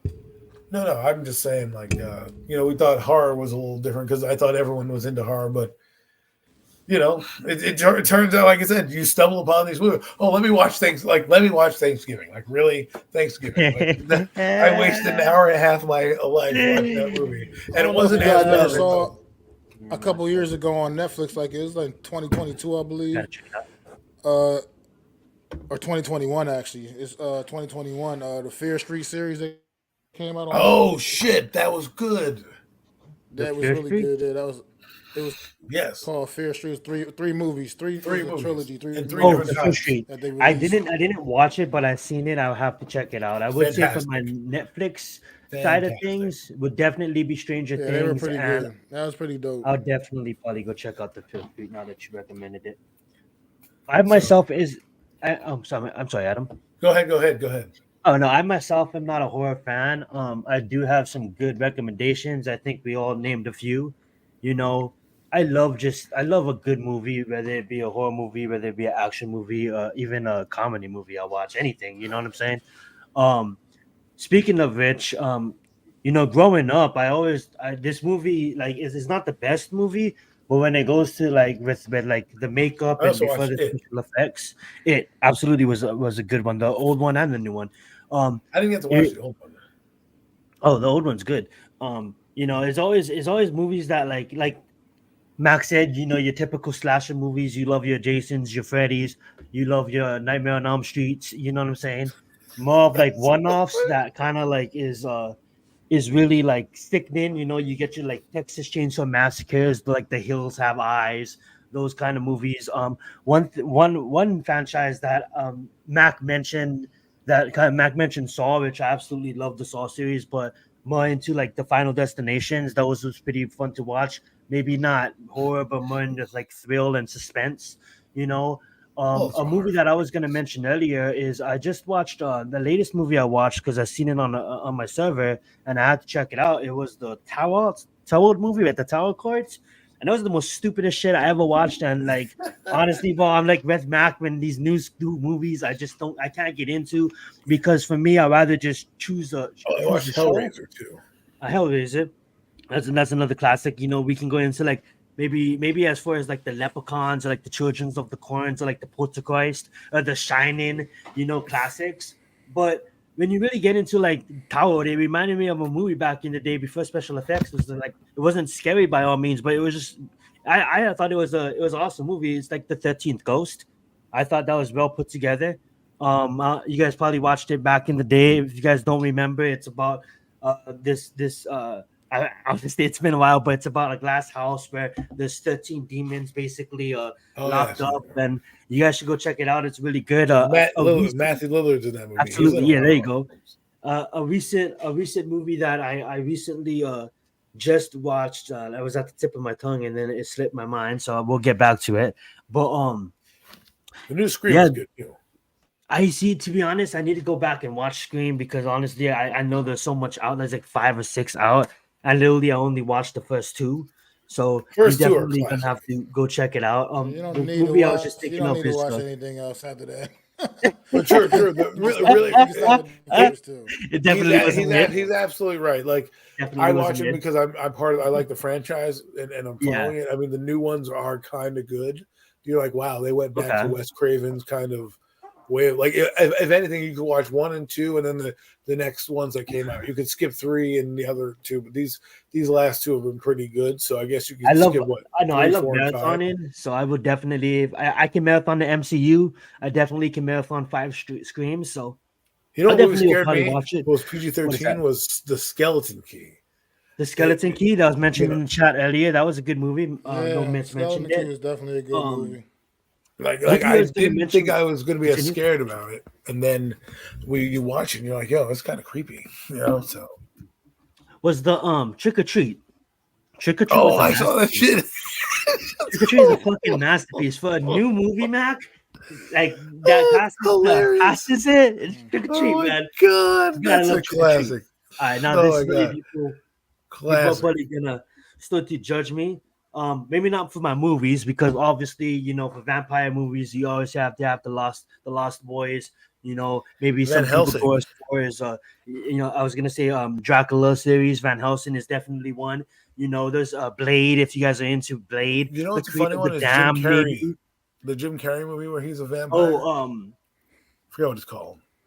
Not the vampire's assistant. That's the other guy. What's talking about the funny ones and shit? The vampire in Brooklyn. That's always gonna be my vampire in Brooklyn. There you go. Yo, there was a new one with Nicolas Cage called oh god, it just came out. I forget what the name is. The Nicolas Cage movie. Let me get it up. I think it's Randolph or something like. Oh yeah, I know what you're talking about, man. Hold on. Yeah, put it up. Let me see if I can get it. The movie, because it was. Let me in the American version. I never heard of that one. I gotta check that out. No man. Let's go look that up. What? You know what a solid film is, guys? Like solid recent Renfield. Film? Renfield. That's the name of that movie. That if you want to watch a good vampire movie, Renfield is a funny, good movie, right? And I don't know, man. This is vampires are interesting because they're in terms of demons, they're kind of the coolest ones that you can make, right? They have all types of versions of them. There was one movie, I forget what they were, where the movie, I forget what movie I was watching. I really fuck with the Underworld series, like that dark gothic tone to it, like the Underworld series. I fuck with that.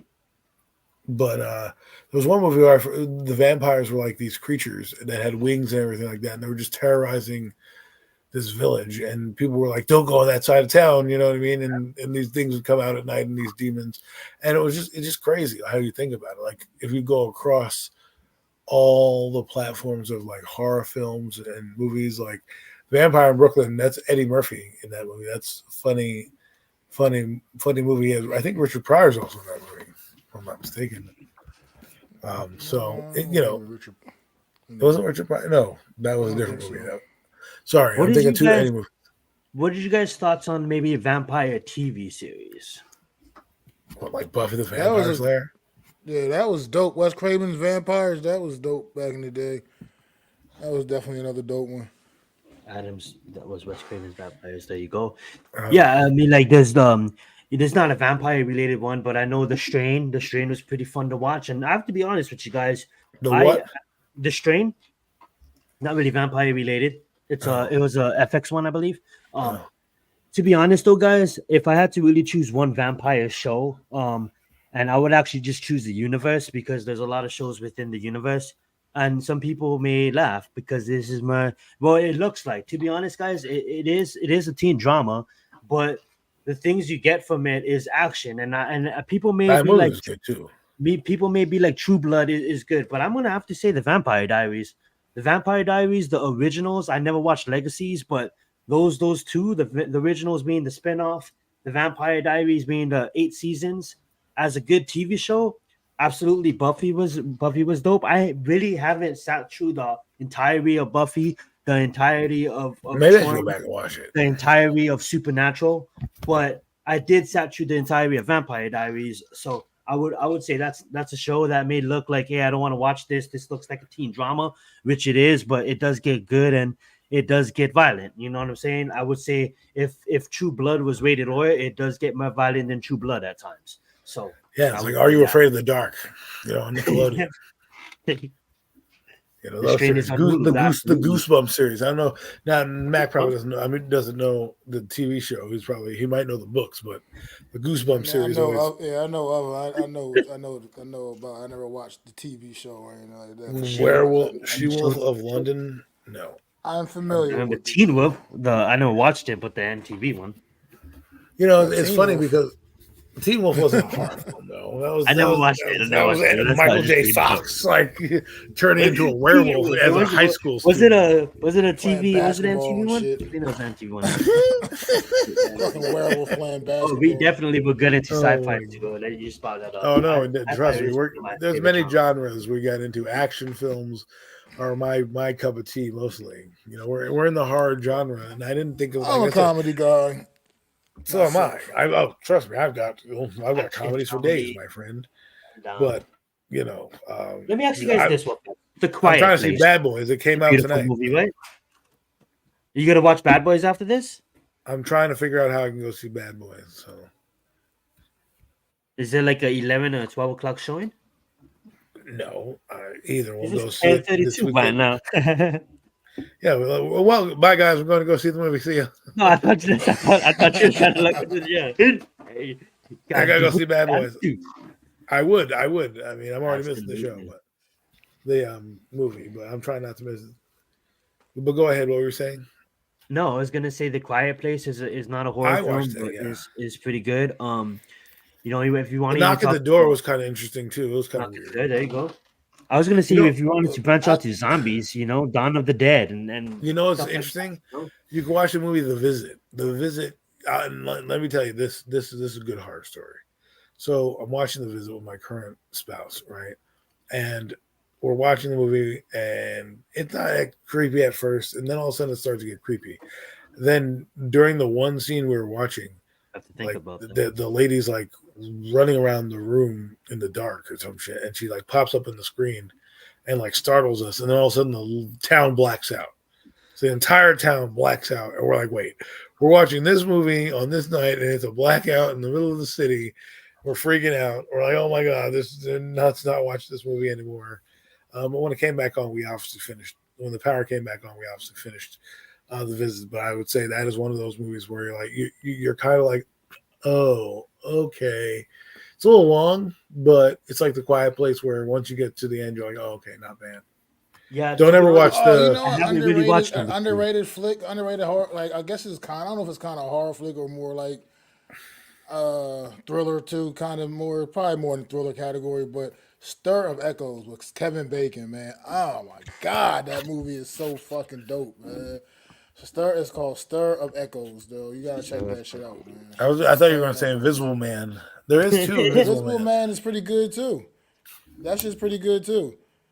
There's one with Kevin Bacon, and then there's a new one they made.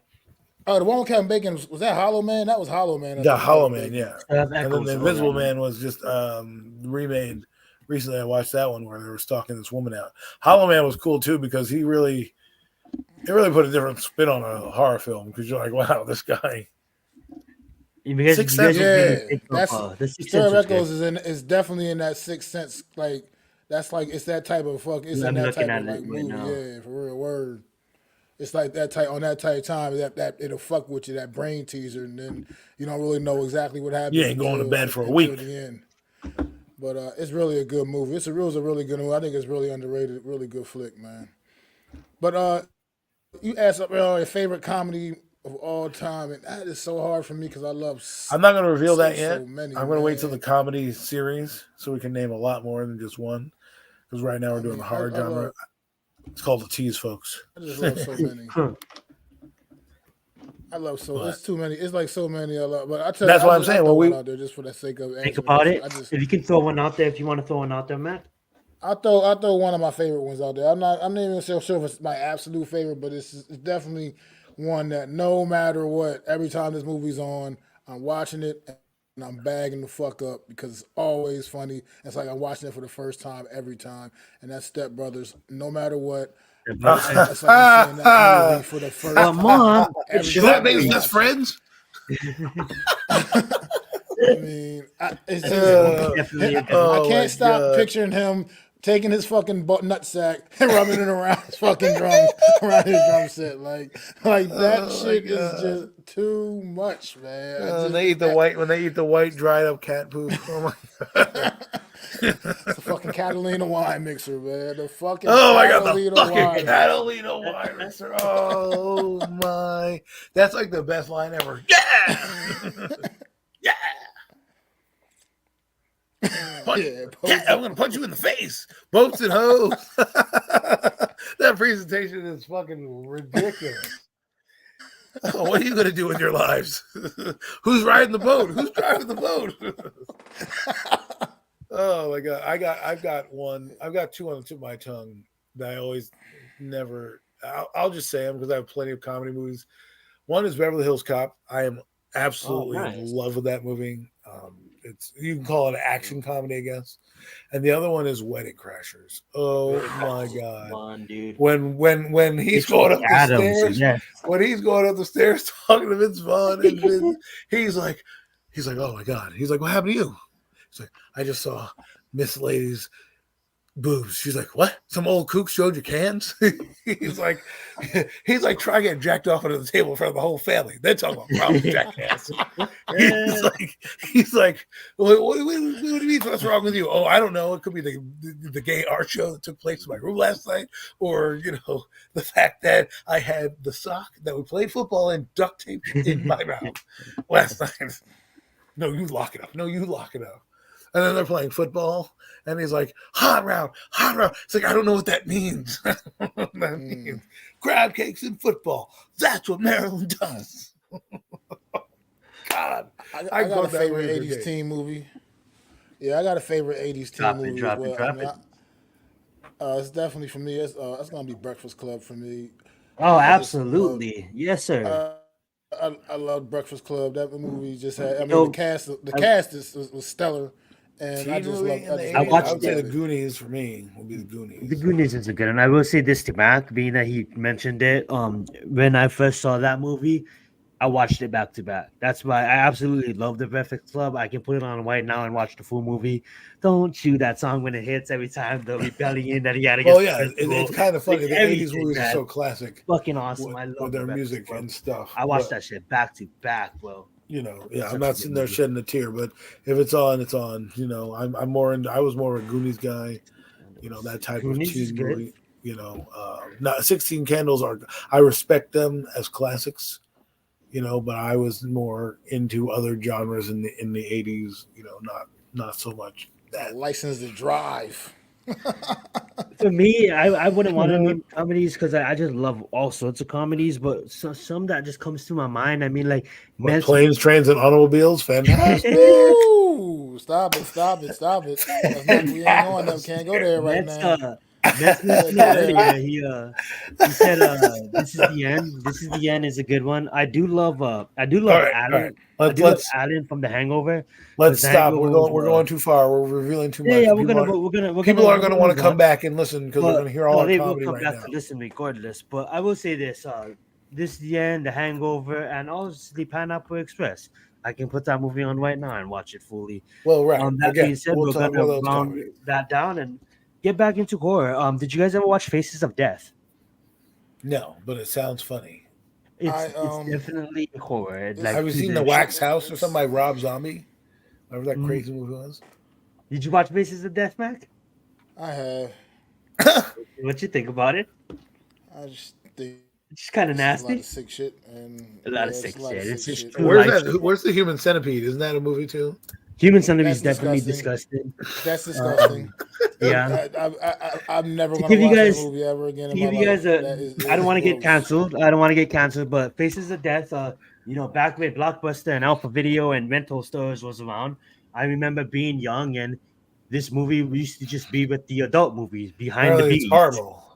And that being said, Faces of Death is just nasty because it's kind of like nan gag. It's like shit that happens in real life. I'm not gonna go into detail, but it's pretty nasty. It's just about other countries and the deep dark secrets and some nasty shit goes down. That being said, you guys have any horror TV shows or any horror films that is coming out that you guys or can't wait for or excited to watch? Obviously, Stranger Love Things, I life. believe that's coming out again.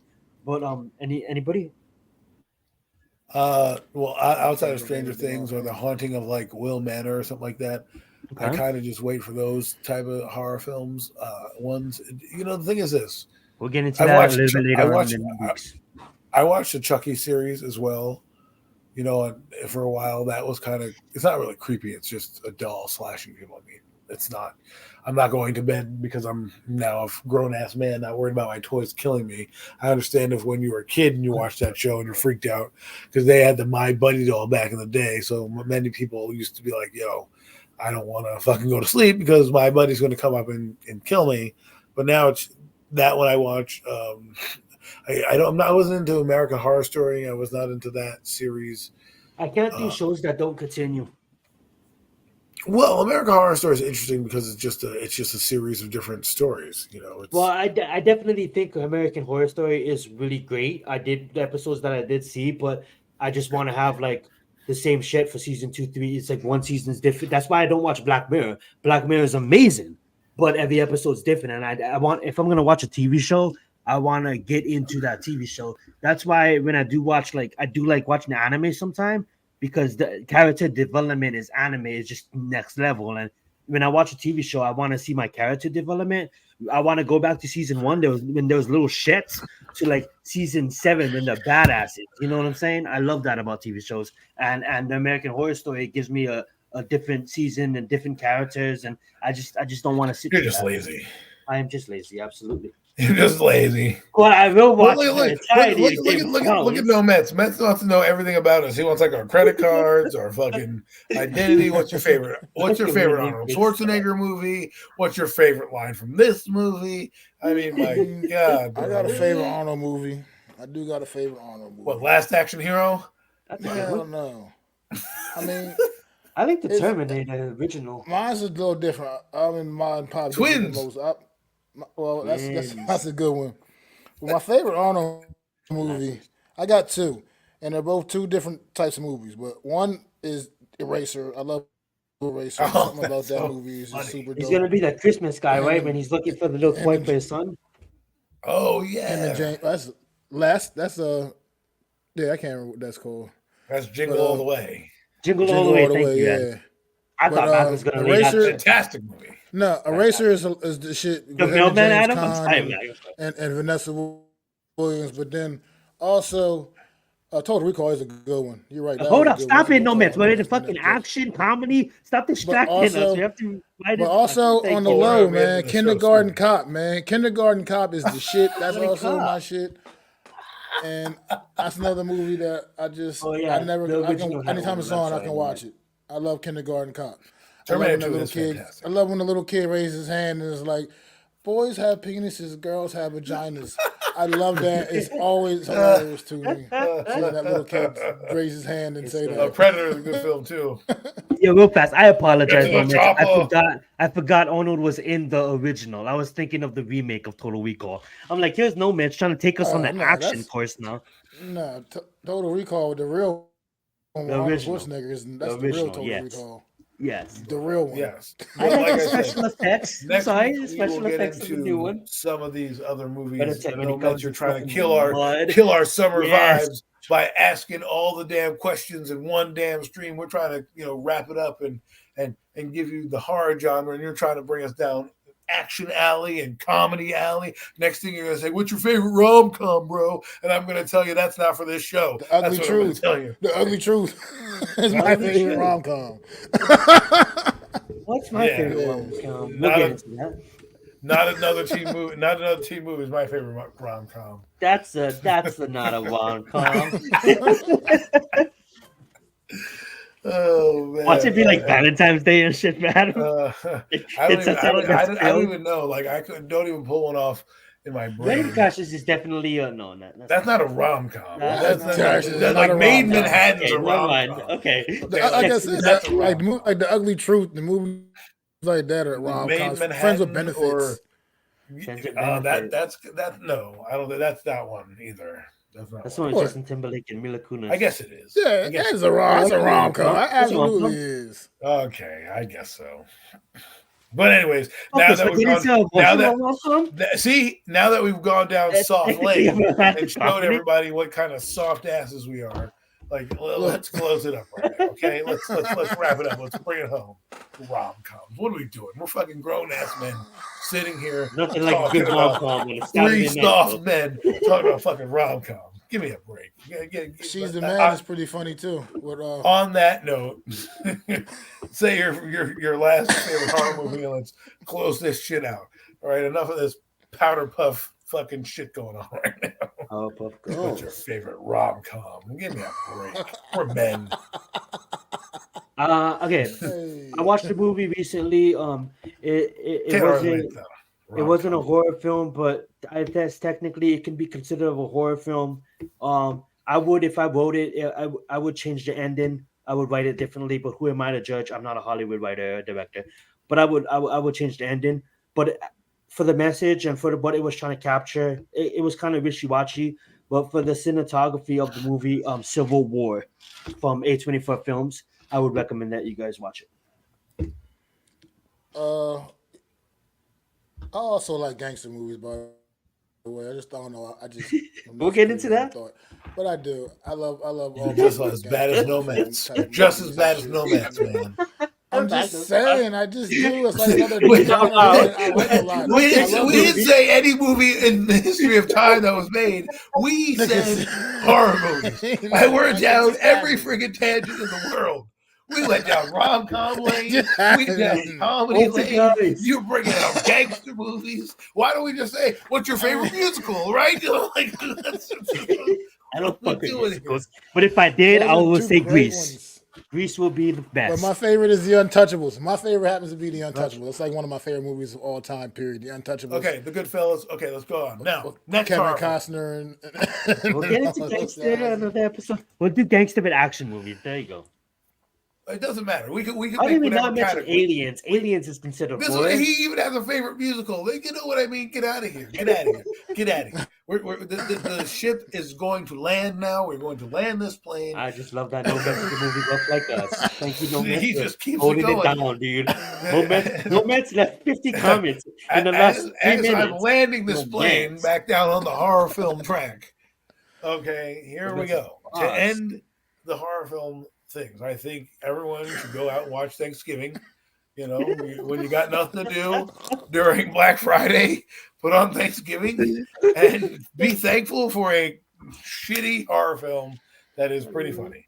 But anyways, on that note, I'm done. I'm good. You know, we can. Okay, it pass was it a horror on. movie. I seen a couple. I don't know if it was about a year or two ago. I seen it. Vince Vaughn is in. He's like Vince Vaughn is like this crazy, like this killer. I can't remember if it was a Netflix movie or not. Well, I don't know what it was, but I can't remember what it was called. But it was like a play on Freaky Friday, where him and his little teenage girl's bodies switched or something like that. Oh, And you're it was talking about some Vince shit. Vaughn. Oh. Yeah, I know Vince what that Vaughn is. and I can't remember what the I movie know was that called, is. but it was. I think it's Freaked or something like that. Yeah, I Freaky, think that's what it I is. don't That know. sounds about right. Well, That she's not sounds little, about but, right. you know. Oh, another weird series on Amazon Prime, and that's kind of in the horror genre. It was a series called Swarm. That shit was kind of pretty crazy, Freaky. Sorry, pretty that's weird. the If you want to check it out, it's called Freaky. Called Swarm. Freaky is what it is. Yeah, with Vince Vaughn Vince in this. Vaughn That was and pretty crazy. Catherine On Newton. Peacock? Well, that's where I'm going to go watch now. If we would ever get off this damn stream, thanks, Go no Mets, fast. no Jets. The I'm new- trying to watch movies while the night's still young, and you're keeping me on here because you want to talk about rom-coms. So, The new you know. short movie in London just came out on Netflix. The new short movie, so that looks like a B-rated film. You should check out. Listen, stop asking about your damn shows. We'll do that shows next week. I watched Atlanta. I've seen every episode of Atlanta. Remember this movie, man?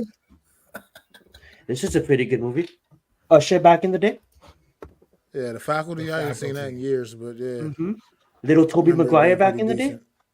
Oh wait, comedy movie Tropic Thunder, bro. How do we forget about that? Dude, all right, let's go. Let's end the stream. Topic for next week. We could be on the stream all night naming every freaking movie under the sun. What's your favorite Steven Spielberg movie? What's your favorite Michael Bay movie? What's your favorite action movie? Who's your favorite Transformer? What you know, like Tobey Maguire in the trailer for Tropic Thunder. Oh my god! Oh my god! Him and Iron Man. I just rewatched Tropic Thunder the other day, so I know exactly what you're talking about too. That's the funniest part. They're like when they're in the jungle. If you had the Tropic Thunder DVD, I'm sorry. If you got the Tropic Thunder DVD, if you ever watch it, because I'm a movie geek. So when I used to be when DVDs were a thing, and people actually still had DVDs and shit. I had an extensive collection. Okay, but anyway, the Tropic Thunder DVD, you watch it with the audio commentary. Robert Downey Jr. does the commentary in character, the whole commentary. He comes in there and he's like, I don't break character to the commentary's done. I'm gonna go watch. I gotta see if I can put it up on YouTube. Hopefully they got it. You never do that. You never go for it. You know what I mean? Like, you stop it, no Mets. Let's see what you're doing there. Anywho, that's too many movies to choose from. he has an extensive movie list. The guy, we could do a whole show just on Samuel Jackson movies alone. You know what I mean? Like, Jesus. Tarantino's definitely a legend. Favorite Tarantino mode. Give it a rest, no Mets. Let's wrap it up. Pulp Fiction. We can go to Steven. We can go. You don't even like Kill House. You don't like Kill House or whatever that movie is that he's in. Kill House. Grindhouse and there's a two-feature. It's a two-parter. Grindhouse, Pulp Fiction, and Reservoir Dogs. Those are my favorite Tarantino. Oh yes, Grindhouse and Death Proof. That's what I liked. He made The Devil's Rejects too, right? Death Proof and is that Rob Zombie? I think that's Rob Zombie. Never mind. That's Rob Zombie. Death Proof was the one about the car, right? That was the one with the car. The girls. Kurt Russell. It was Kurt Russell. Okay, yeah. It had Planet Terror, where the girl had was like an alien with a gun on her foot. And then the second movie is Death Proof. Then it was Grindhouse from Quentin Tarantino. But with that being said, no Mets, thanks for keeping us on. Frank Miller. All right, one more before we go. One more before we go. Horror films. It's in horror. I'm staying in the horror. Mac, you're muted. What's your favorite Stephen King? Stephen King. I see The Shining, probably the original. Like, wait, let me look at his catalog. All right. Okay. I thought we were wrapping the show up. We're going down more. Stephen King. We have to mention our favorite Stephen King movie. Who brought this up? Mac, hosted. I did. I mean, I would say I don't know. He had the Doctor What? I would think it would be. He made In the Tall Glass. That movie kind of sucked. In the Tall Glass. I'm gonna go with. Oh, he did the remake of it too. He did the remake of Carrie too, and he did the original Carrie. The Secret Window. Damn, he made a lot of good films. No, he made the Green Mile. Can you? The Shawshank Redemption. Oh, the Shawshank Redemption and a scary movie. Not The Shining. I'll go with The Shining. Are you Steven Spielberg or Stephen King? Stephen King.